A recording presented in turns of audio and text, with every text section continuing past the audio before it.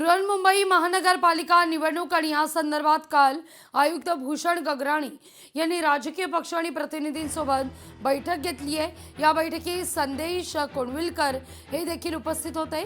एकाच वेळी एकाऐवजी 2 प्रभागाची मतमोजणी सुरू करावी, तसंच प्रत्येक प्रभाग मतमोजणी करता वेळ निश्चित करावी। मतदान संपल्यानंतर मतदान यंत्र नेणाऱ्या बॅगवर राजकीय पक्ष मतदान प्रतिनिधी यांना स्टिकर लावण्याची अनुमती द्यावी, या मागण्या मंजूर झालेल्या आहेत। तसंच आदेशही आयुक्तांनी दिलेले आहेत।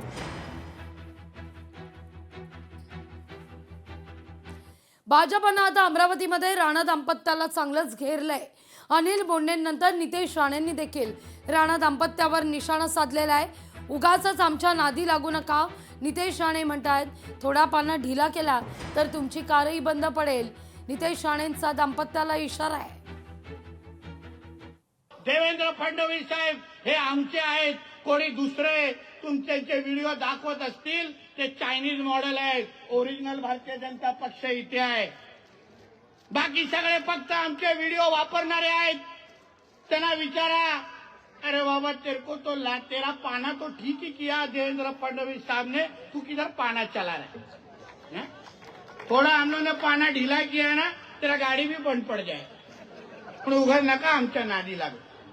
आम्ही जेवढं नीट आहेत ना तोपर्यंत ठीक आहे, एवढंच या निमित्ताने सांगतो।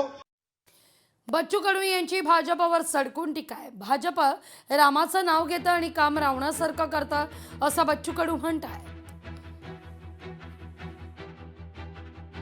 इथे स्वच्छ दिसतं तेवढे ते अंदरून काळे आहे, ते काही वेगळं सांगायची गरज नाही आहे। प्रभू रामचंद्राचं नाव घ्यायचं आणि साले रावणाचं काम करायची अशी ही औलाद आहे। आणि ते आमची कोणती काय ते भैया हिंदू शहरने बटेंगे तो कटेंगे म्हणते आणि तिचा नवराच बीजेपीत नाही चालले। अरे आम्हाला इकडे ज्ञान पाजायचं, बटेंगे तो कटेंगे म्हणायचं आणि नवरा अलग तुम्ही अलग आणि पोट्ट प्रहार मध्ये पाठवून दे जमून टाकून सहाले। हे असे लबाड तोंडेचे कोले आणले कुठून तुम्ही? धिंगाणा घालणारा पक्ष आहे साला बीजेपी। विल्सन जिमखान्याचं नाव बदललेलं आहे। जैन संस्थेकडून विल्सन जिमखान्याचं नामांतरण करण्यात आलेलं आहे, असा दावा आहे।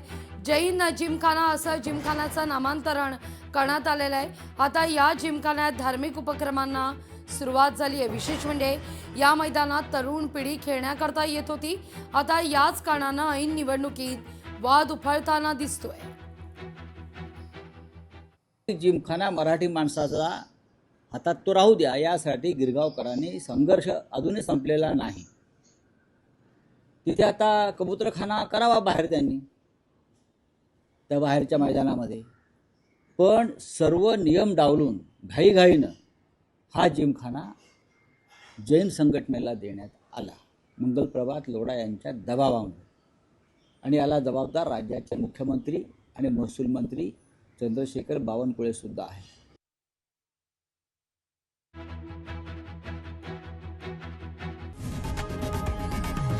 लोकशाही मराठी ऐका, पहा, जागरूक रहा।